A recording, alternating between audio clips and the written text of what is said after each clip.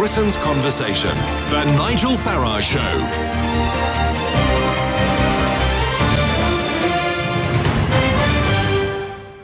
Well, of all the people, Philip Hammond, who we very much see as being one of the most pro-EU members of the Cabinet. Mind you, there's quite a few of them, but he's one of the most pro-EU members. But this week, there was a sense that perhaps even he was beginning to get a bit frustrated by the negotiation process that's happening in Brussels, and I think in many ways by the behaviour of Juncker, Barnier and Verhofstadt, and he described the EU as the enemy.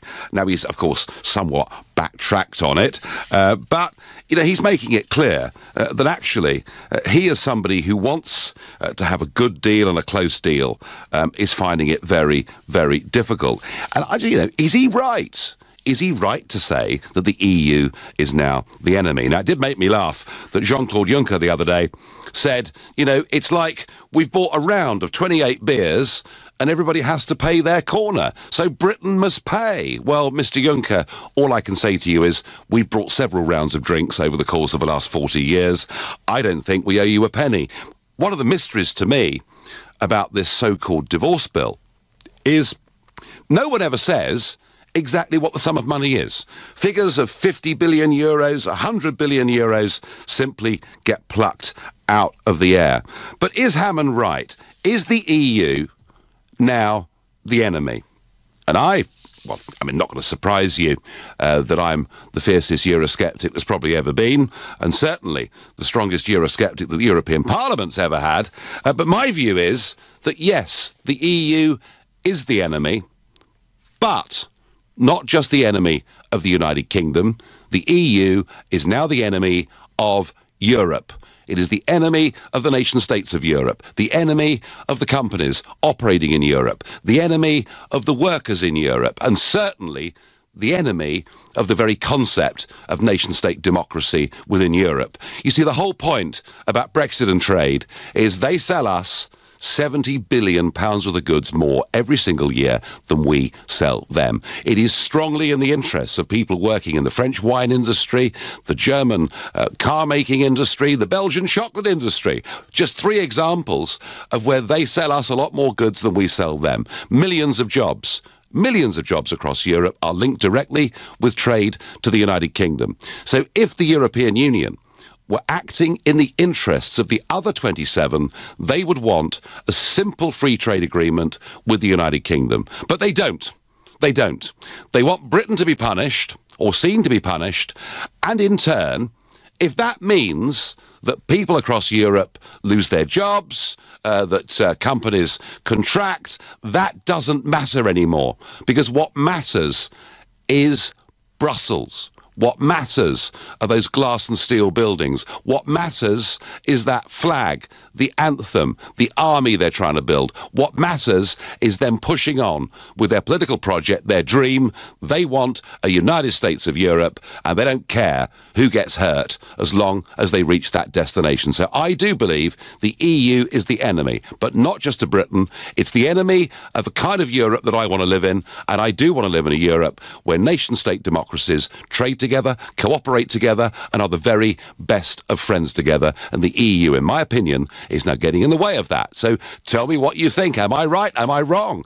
If you agree with me that the EU is now the enemy of democratic nation states in Europe, then call me on 0345 6060 973, or maybe you think I'm barking up the wrong tree and that Juncker and the gang are doing the right thing and that a United States of Europe is the great future that many can look forward to. Well, you can text to 84850 and you can tweet pretty much anything you like using the hashtag Farage and LBC at LBC, and you can watch us on Facebook and comment there too. Andrew from Halifax is my first caller on this. Andrew, good morning. Good morning, Nigel. Well, I agree with you. Yes, the EU is the enemy, but I don't think it's become the enemy recently. I think it's become the enemy ever since it morphed from a trading bloc into a putative superstate back in the early 90s, which is when I turned against it, and I've been against it ever since. Now, that was that was the Maastricht Treaty, Andrew, wasn't it? The Maastricht Treaty, and that was when... Because what happened was, when we joined it, it was called the EEC, and then, if you remember, they changed the name, they dropped an E, and it was the EC, and it was right. and it was only after Maastricht that it became known as the EU. That's right. Yeah, indeed. I mean, it's very welcome that Hammond's come out of these comments, but I just wonder if this is a cover for a much more sinister agenda. I read in this morning's Observer, I don't know if you've seen it, that there is a cabal of cross-party MPs attempting to come together to ensure that we can't have a no-deal Brexit. This collection of fetid trash, and I really have no apology to make for describing them like that, are determined to thwart democracy. And it really does wonder, it does make you wonder, Nigel, whether we can really call ourselves a democracy, considering what you and I and 17.4 million other people have been subjected to in terms of name-calling, denigration, and everything else. Yeah. Well, Andrew, you're absolutely right. Our own political elite do not want Brexit to happen, and they, of course, are aided and abetted by the global elite, which is people like Blair and, of course, Hillary, who is in the United Kingdom today and will be speaking at the Cheltenham Festival later. So there is this attempt going on. All I can say to you, Andrew, is my view is the 17.4 million are now a much bigger number. Brexit in a referendum now would achieve a much higher percentage than it did last time. And if they think they can simply thwart and frustrate us and that we're going to accept this lying down, I've got news for them, because we're not, Andrew, are we? Well, no, I think what John F. Kennedy said back in the early 60s was as pertinent now as it was then, that, those who make peaceful revolution impossible make violent revolution inevitable. No, listen, a very good point to end on. Andrew, I thank you. John is calling from Formby. John, good morning. Hammond, of all people, you'd have thought Hammond would have been praising them to the rafters. But is he right, John? Are they now the enemy? Oh yes, absolutely. The way I read it is the Führer Juncker, as I call him, and his mates. That's a bit rich, but go on. Have a strategy of trying to sabotage Brexit. They're going to try and make it so tough for us that they hope that we'll give up. If that doesn't work, then they'll just try and exploit us as much as they can, and perhaps leave the door open for us rejoining, which would be music to the ears of Blair and Caroline Lucas and all that crowd. And Nick Clegg, and there's actually quite a long list, John, of it. So they'd like us to sort of come crawling back begging, would they? Oh, yes, and then they could exploit us even more. I mean, how Lucas says, we're losing our family and our friends. It's just pious tosh. It's just out of John Lennon's song Imagine. Quite amazing, actually, that Caroline Lucas was elected to the European Parliament on the same day, in the same building as me, back in 1999. And in those days, John, the Green Party was pretty Eurosceptic. It was against us joining the euro. It was very sceptical about deeper political integration. And I'll let you into a secret, John. In 1989, in the European elections, I voted Green. I voted Green. The party was then run by Jonathan Porritt, who I thought was a sensible bloke, and they were the one party in British politics, briefly in the 80s, who thought we shouldn't be part of what was about to become a European Union. And isn't it amazing how parties like the Greens, parties like Sinn Féin, that were Eurosceptics, appear, once they go to Brussels, to change their mind? I'm sure it's got nothing, John, to do with money or the lifestyle. Oh, absolutely nothing at all. No. But do you agree with me, John? Because the point I'm making is, if I call the EU the enemy, I'm not saying we're the Brits and everybody south of Calais are simply ghastly. I think this is about Brussels and the monster that's been created there, and I don't think it's acting in the interests of anybody. No, well, the way I look at it is that if Juncker was to make the Gettysburg Address, he would say government of the establishment, by the establishment, for the establishment. That's what matters, it's not the people. That's the way he did it. He did give his Gettysburg Address in a sense, didn't he? Because his State of the Union speech that he gave in Strasbourg a few weeks ago actually went further than they've ever gone before. And it is to be a European Union in which every single country must join the euro. It's a European Union in which foreign policy will not be allowed to be stopped by any member state vetoing it, and where a European army, air force and navy will be completed by 2025. I tell you what, John, I can't see us ever rejoining that. Can you? Never rule anything out, but it doesn't sound very likely at the present. No, however much the Cleggs and Co. may want us to rejoin, I just think that speech of Juncker's actually is anathema to most of the population, and I can't see it happening. John, I thank you very much indeed. Text and tweets, Brexit may well cost me my job, not the EU. Brexit is the enemy, says Chris. Okay. Philip Hammond is pro-Philip Hammond. Now, the theory here is, of course, that Hammond has been seen as being the big obstructor within the cabinet, the one making it very difficult for us to come up with a good negotiating position, the one perhaps above all who has been dragging Theresa May towards a position of appeasement, because frankly that's what the Florence speech was. It was Theresa the appeaser, and maybe Hammond is playing a game here, saying, oh, actually, underneath it all, I'm Eurosceptic. Please, can I keep my job? Could be, I don't know. The EU is just trying to get as much money out of us as possible. They are not interested in a grown-up conversation, and that is the view of Steph. And Nigel, if we are getting divorced, why aren't we selling the assets and getting our share? Well, again, I've said this time and time again over the last few months, we do have some spending commitments out to 2020, but equally, we've got money invested in the European Investment Bank. Why don't we just call the whole thing quits? And yet, apparently, we owe them some massive bill, and yet nobody ever tells us exactly what the bill is. It's all rather odd. You're listening to the Sunday edition of the Nigel Farage Show, exclusively on LBC, live from Washington, D.C. It's 6:15 in the morning here. It's 11:15 at home. As Philip Hammond calls the EU the enemy in our Brexit negotiations, I'm asking, is he right? Is the EU now the enemy? And I think it is the enemy, but not just of us, but actually of all the nation states of Europe. It now acts in its own interests. And interesting, isn't it, that it interferes in the Polish judicial system, it interferes with Hungarian immigration policy, it's interfered over the years with many things that we've done. It's never scared of criticising member state governments, and yet, when the Spanish used 10,000 police to stop people in Catalonia from expressing an opinion and injure 900 of them, it doesn't say a dicky bird until it's pressed, and then it says it thought necessary force was used. Everything with these guys is political. Everything is about building a united states of Europe, whether it's good for the citizens of Europe or not. And in the case of Brexit, a simple free trade arrangement would be the best for everybody, and yet they don't want to do it. However, there are some with a different point of view. Mandy says the United States of Europe. It has a beautiful ring to it.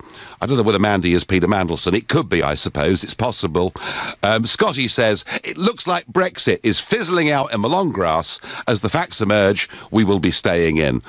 Scotty, it's the politicians that want to keep us in. It is not the people. And the number of callers I've had over the course of the last few months who say, look, I voted Remain, but I would vote Brexit now. That, if we had that referendum again, it'd be a bigger number. Tina says, May will get us Brexit in name only. Well, that's the big fear and the big worry that I've got. And this week is actually going to be a very important week, a crucial week in many ways, because this Thursday coming, the 19th, there is going to be a European Union Leaders Summit taking place in Brussels.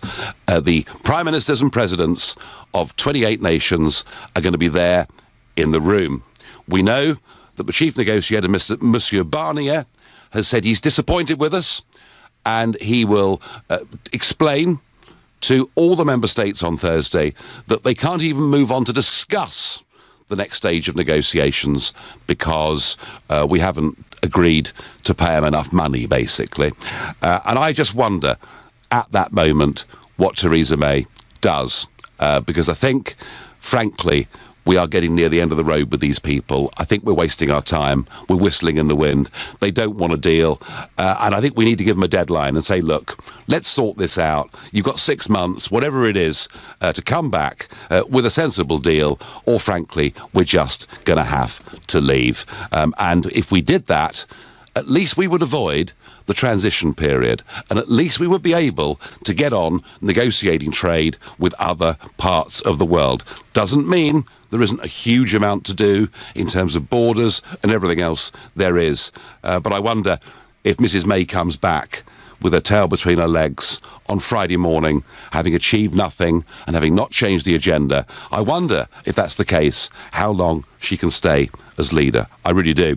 David in Hampshire is my next caller. David, is the EU the enemy, or was the Chancellor...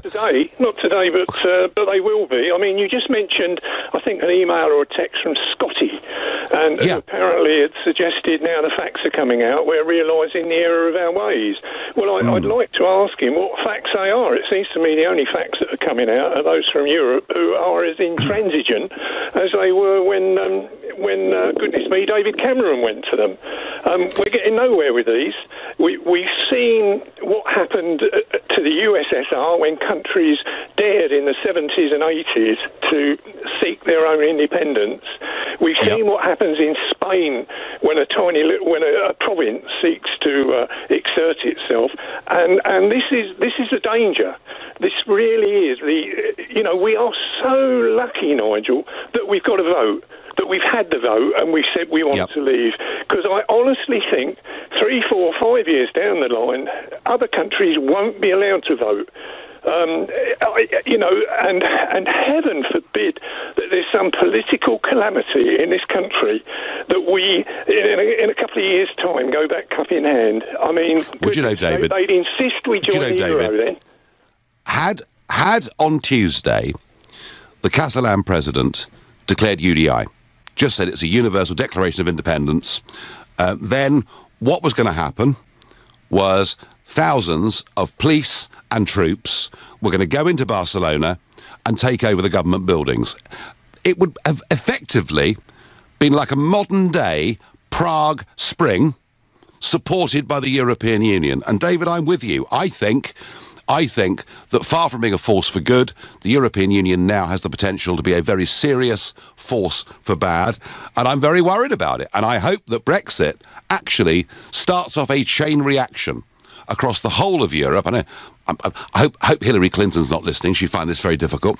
But I hope it sparks off a chain reaction across Europe and we effectively get rid of Brussels, but have in its place a Europe of friendship and trade. Wouldn't that just make more sense?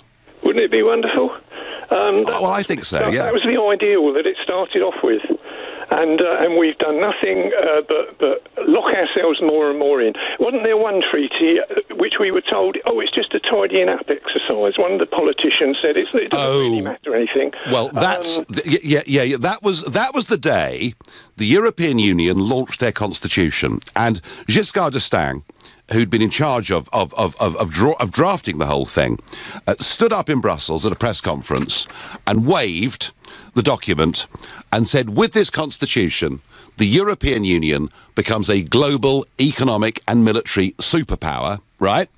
And on the same day, Peter Hain, who was the Europe minister, told the House of Commons it's a tidying up exercise. That is how much, David, we have been lied to for half a century by our politicians in this country, and it's that same group of people who now wish to frustrate our wishes. I know they won't frustrate your wishes, David, and I thank you for the call.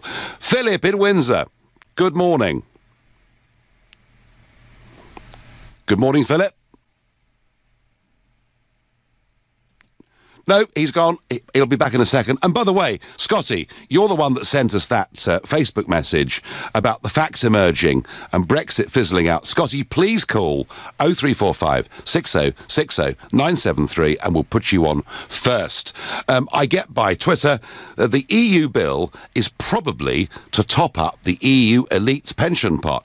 Part of it, a small part of the bill, but a part of the bill that is due to grow in time. And I do think, as far as our settlement there's concerned, what we should do is just take the 22,000 people that are entitled to pensions, take them off the European Union's hands to make it as clean a break as possible. Nigel, people need to wake up. The United States of Europe are more about taking power and money for themselves. I could see the EU in the future using their army to impose their will on anyone who opposes their views. Philip, they don't like people that oppose their views. They actually don't think that when I speak in the European Parliament and give a different perspective, they don't view that even as being a valid democratic viewpoint. They think that what I'm saying is monstrous. They think that referendums that say no will open the door to fascism. They are so intent on their belief that they've got it right and that everybody else has got it wrong, that you're right. There are circumstances in which I think that could become dangerous. Tony is calling from Chichester. Tony, good morning. Good morning to you, Nigel. It doesn't seem to be generally known, but 10 o'clock tomorrow morning, Catalonia is going to announce independence. Did you know that? Is that right, Tony? Where'd you get that from? From Spain. Okay, well, there was a statement last week. Sorry? There was a statement from the Catalonian president last week. So are you suggesting, Tony, that you've been told he could declare UDI tomorrow morning? I heard it this morning, directly from Spain, on the news in Spain. All right, well, let's see. I don't know. Well, let's see what's going to happen tomorrow morning, because this could be imploding. This could be the beginning of the implosion. There's so many countries, they're 28 when they're 26, 28 when they get together. Why can't they see through these two imbeciles? Why can't they see through them and speak for themselves? What would happen, Tony? I mean, if the Catalans did declare UDI tomorrow morning, what do you think the implications of that are for the European Union?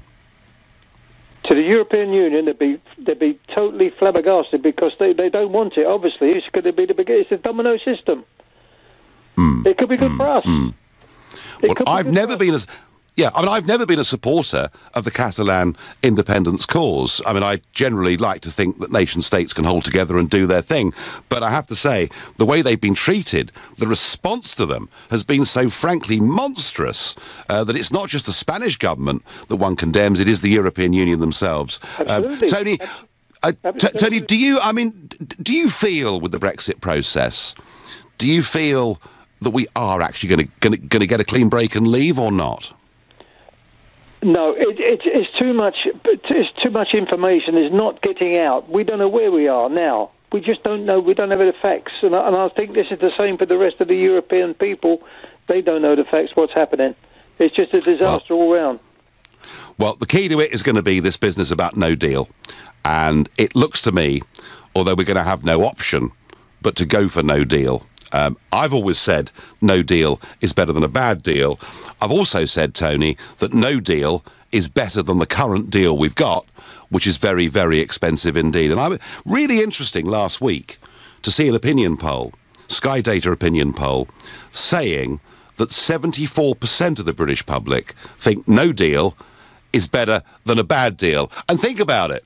You know, if I came up to you and said, look, I've got a really bad deal for you, do you want it? You'd say, no, I don't. And yet, our political elite seem to think that no deal would be a catastrophe and we'd fall off the edge of a cliff. Are the EU the enemy? Well, in these negotiations, they're certainly being unreasonable. They're certainly behaving like it. That's my view. You're listening to the Sunday edition of the Nigel Farage Show, exclusively on LBC, live from Washington, D.C. It's 11:30. The Brexit negotiations are going badly. We are being met with intransigence, frankly, even arrogance by Mr. Juncker, Barnier and Verhofstadt over in Brussels. And that's perhaps why, being frustrated, the Chancellor Philip Hammond described them as the enemy. So I'm asking you, are the European Union the enemy? And I think they are, but not just of us. I think they're the enemy of democracy and the enemy of sensible cooperation between nation-states in Europe, because they're so intent on building their own undemocratic empire. That's my view. You can agree with me. You equally can disagree with me. But just a thought from this side of the pond. A year on from the election, President Trump's style as president still stuns, shocks, appalls, delights people, and none more so than the big row that is going on with the NFL. The big row about American footballers, the big row about when the anthem plays, and Trump made the point that, you know, frankly, if these overpaid sons of bitches who play football don't stand, they should be fired. And this triggered off the most enormous row. And Trump watchers, even Trump supporters, kind of scratched their head and asked themselves, what on earth is the president doing getting involved in this? Well, on Friday, the NFL made its official position clear, saying the league will not issue any kind of rules that require players to stand for the national anthem, but they are meeting again in New York this week. And it's really interesting because what's happened is their ratings on American television have gone down. They've gone down because people are seeing members of the team kneeling, and supposedly it's to do with black rights and unfairness and racial divide in this country. But the TV ratings for NFL have gone down since Trump started this fight, and public opinion on whether the president is right to say that players should stand for the national anthem, public opinion has gone through the roof in support of the president's position. So, you know, it is an unusual style of presidency, but I tell you the interesting thing, he appears to be winning more battles than he's losing. Back to our friends in Brussels, Juncker and the gang. Michelle in Slough, are they the enemy, or am I being terribly unkind? Well, I've got a confession to make here, Nigel. I stood as a Green Party candidate back in 2004 with a coalition that we turned for a couple of years a council into a local coalition of councillors that included UKIP and the Greens together. And I actually believe that globalisation is the enemy. The policy at the time when I did that with the Green Party was localisation, not globalisation. And we have global organisations that we all know milk, don't pay taxes and do all sorts of naughty things that they shouldn't be doing. Well, the thing is that I actually believe that basically the European is just the puppets of multinational globalisation that wants to control us from a distance so that we're merely puppets. Michelle, as I said earlier, I voted Green all those years ago. I watched Caroline Lucas campaigning against us joining the euro. What has happened to your party, Michelle? Why are they now suddenly the most rabid pro-EU supporters in the country? I've got no idea. I personally agree with Jenny Jones's situation. I stand by exactly my opinion, like yours, hasn't changed. We're of a similar generation, and my opinion actually hasn't changed, that the solution is localisation, not globalisation. We need farmers, we need local farmers growing crops. In this country, we do not need cheap labour transporting an apple all the way around the globe and back again, just milking off lots of profits for some great big stockbroker somewhere. Michelle, when it comes to sensible greenery, I've always been a supporter of it. But let me just give you a clue as to what I think's happened. In 18 years in the European Parliament, I've seen political parties, but I've also seen political individuals who've arrived in Brussels with a very sceptical position and who transform over a period of time to be supporters of the system. And it is, Michelle, about a lifestyle that most people could never get anywhere else. You know, you're an MEP. You click your fingers, there's a motor car to take you wherever you want. There's a never-ending round of invitations to lunches and breakfasts and champagne receptions. And I think, Michelle, people literally get intoxicated by the system in Brussels. That's my view. Well, I mean, one of the sayings in the world is money corrupts. Yeah, money corrupts, but also it's power that corrupts. Indeed, and they do feel, I think they feel in Europe that they're part of something big and powerful and exciting. Tell me, are you still a Green Party voter? Well, hands up. Personally speaking, I couldn't really rather go with. I thought the Green Party over the last couple of years have got sidetracked with the whole Brexit thing. I personally didn't stand, and I've been one of the organisers in the past, so I didn't even have a Green Party candidate to vote for, I'm afraid. Right. Yeah, so you're feeling a bit disillusioned. Actually, the last one in my local elections I had to vote for was myself. Right, OK. Michelle from Slough, thank you. And interesting, you know, a lot of people like Michelle out there who were Greens going back, who saw the EU as part of the globalist project. The party now supports it. But there we are. If anybody from the Green Party is listening and supports the Caroline Lucas position, please do call us. Please let us know. Nigel, how can the PM offer a transition period before we know what we're transitioning to? Pretty good point, really, isn't it? Nigel, if the so-called Remainers can't see the EU for what it is now, a nasty, vindictive, bureaucratic bear with a sore head, well, you have to question their much heralded intelligence. Chuck says on Facebook, the political establishment in the UK is the enemy. Chuck, I'm with you. I'm with you.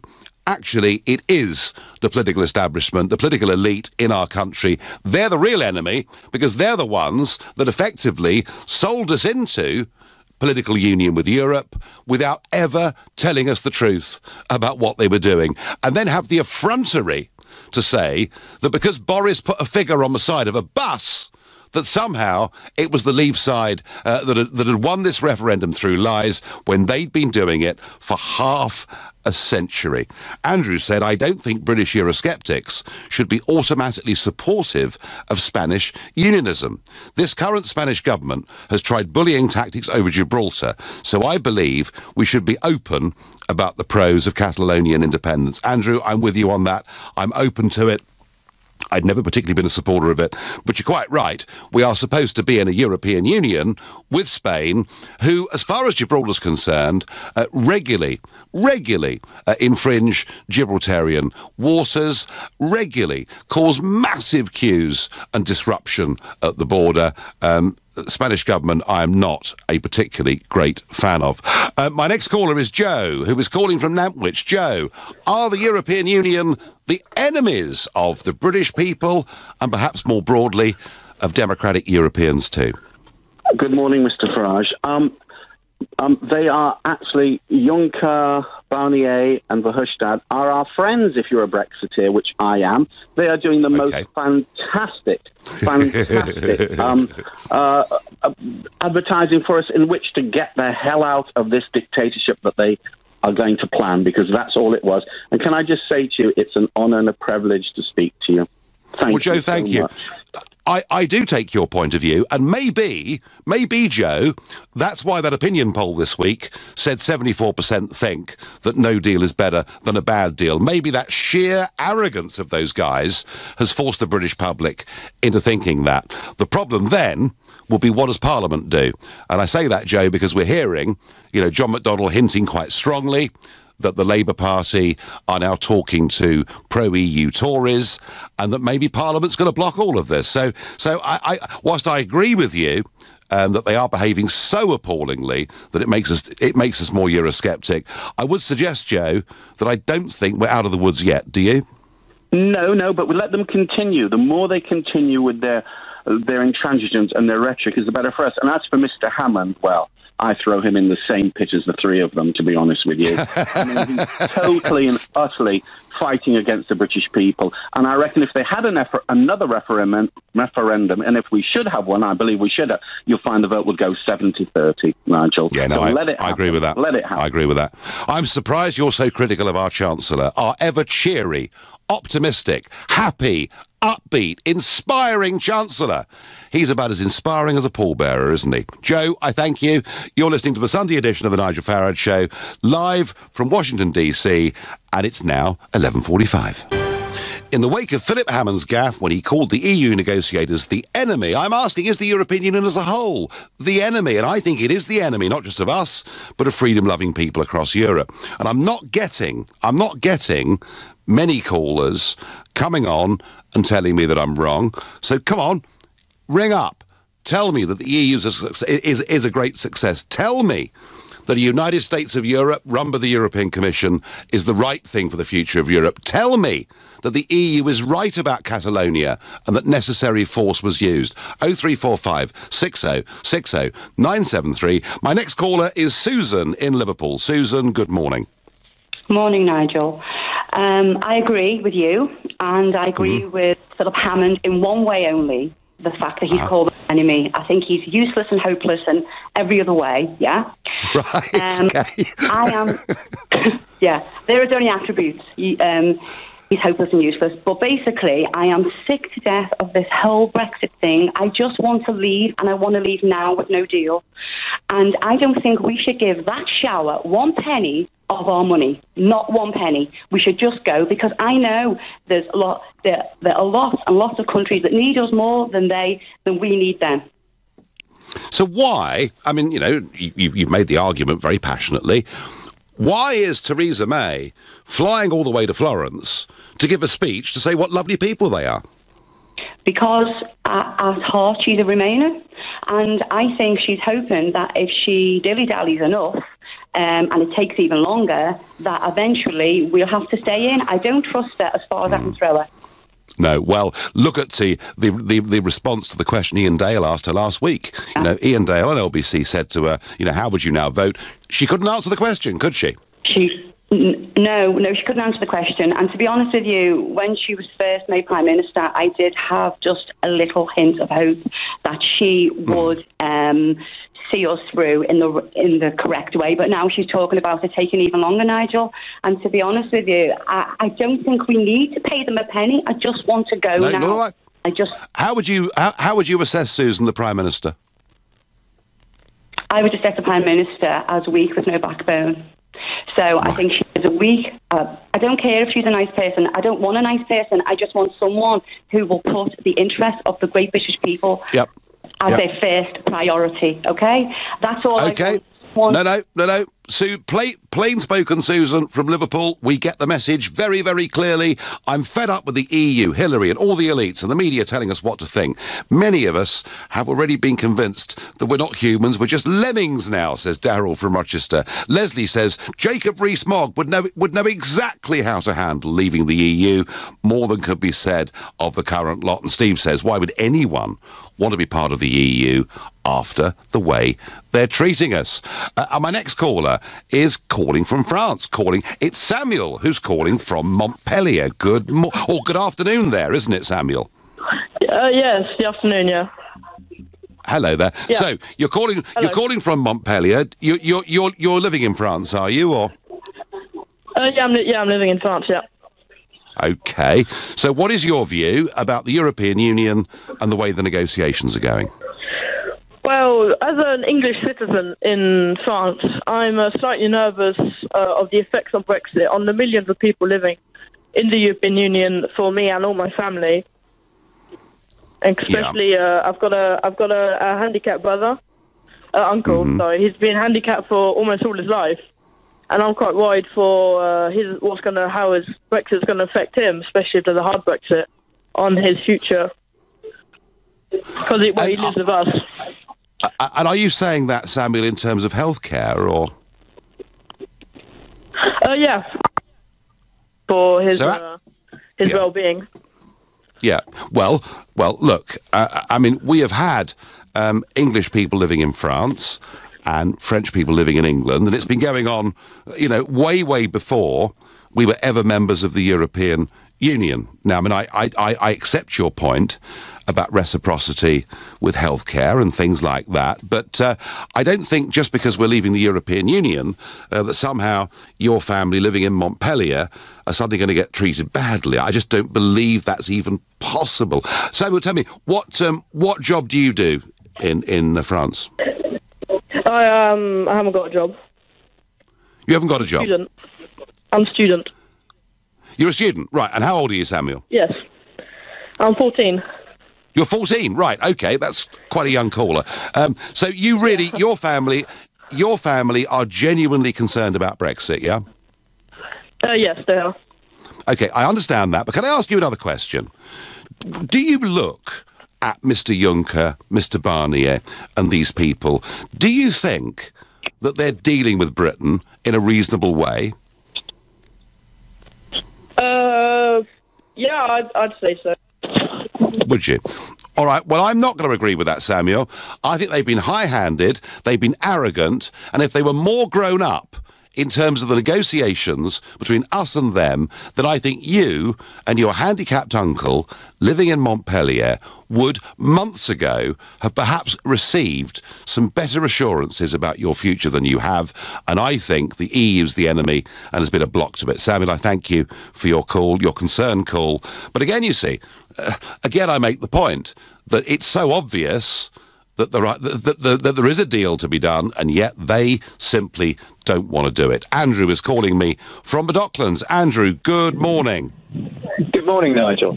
Yes, I think my point is that the way the EU are behaving, it's like a very domineering, wealthy partner in a divorce. You know, we wouldn't accept the way they're treating, you know, a weaker spouse, for instance, the way they're treating them. Everyone would be over them, the judge would be over them, they'd probably have a big order made against them, but they seem to be getting away with it, you know, in this context. And it just seems to me, you know, grossly unfair on their behalf, and it just shows you what a domineering bunch they are. Yes, they are a domineering bunch, and they've become more so. But it doesn't actually reflect very well on the British government, the fact that we keep appeasing, and yet getting nowhere, does it? No, it's exactly it. And you really, you know, I think that most of the government is Remain. You know, they don't want to leave. You know, they see themselves in obscure employment, and everybody else is going to do very well out of it. You know, if free trade hits the world, it's going to be great everywhere. All the countries around the world are going to benefit from it. At the moment, it's just the wealthy ones that are stuck in the EU with these bureaucrats rigging prices high. Does Theresa May need to change the game on Thursday? I think we need to change with Theresa May, to be honest, and quite a few of the people in the cabinet. All right. Thank you very much, Andrew. And my final caller this morning is Peter, who's calling from Bury. Peter, good morning. Good morning, Nigel. Good morning. About Philip Hammond, yeah, I think things are said in the correct way. Some people think that it's not the best way to say things. Well, even the millionaires at the front bench of the Conservative cabinet are starting to wake up, I think. I look at it like this, Nigel. I'll be straight and honest with you now. It is time for a world with no borders. It is time for a world that people come to get together through peace, and it's only the people that can do this. It's only the billions around the world that vote in the few, and the few ruin it for the rest of them because they are greedy and want to keep their cake. Exactly as it happens now with the Commission, and you know that with the Commission in the EU. It is a greedy bunch of people who you cannot vote out. And you can't vote them in and you can't vote them out. And Peter, that's the end of the show, and I thank you. But that point's fundamental. They can't be voted in. They can't be voted out. They can do pretty much what they like, and they're acting against the interests of the peoples of Europe with the way they're behaving in these Brexit negotiations. And Theresa May needs to stand up very strongly on Thursday indeed. You've been listening to the Nigel Farage Show on LBC from Washington, D.C. I'm back tomorrow evening from 7. Coming up at 3 o'clock, it's Alex Hammond. But up next, live from London, it's Majid Nawaz.